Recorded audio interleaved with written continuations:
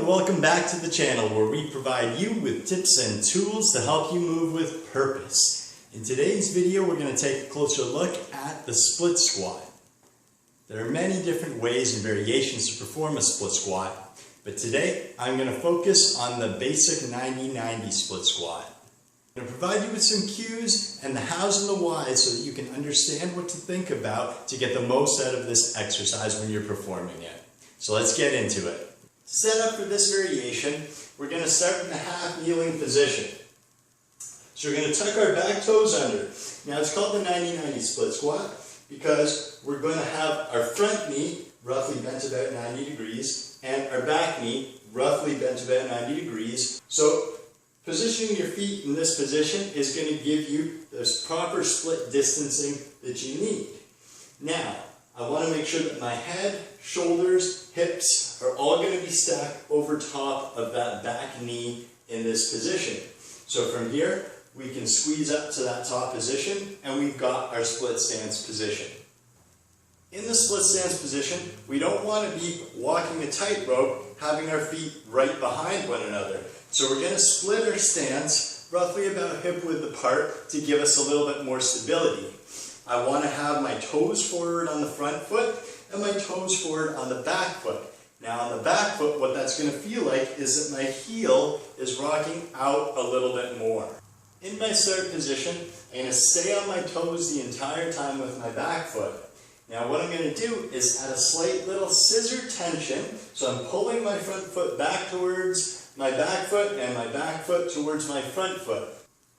And what that's going to do is create some stability within my hips. We're going to do another thing before we even start to move, and that's squeeze both glutes nice and tight. You'll notice when I do that, I get a little bit of torsion through my legs, like a corkscrew into the ground. So you want a slight little bit of that torsion, because that's going to help stabilize the hips and create a good base for my spine to stay nice and stable on.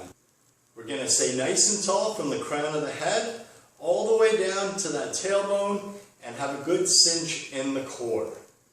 Now once we have all of those things locked into place, the glutes engaged, the little bit of a scissor, and the core, I'm going to slowly start to lower myself down. So I'm keeping my weight nice and centered here, and I'm going to make sure that my head stays stacked over the shoulders and hips right till that back knee touches the ground.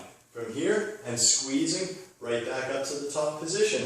I'm always going to maintain a slight little bit of that scissor tension, as well as keeping those glutes nice and tight so that my hips don't rock back and forth while I'm performing the movement.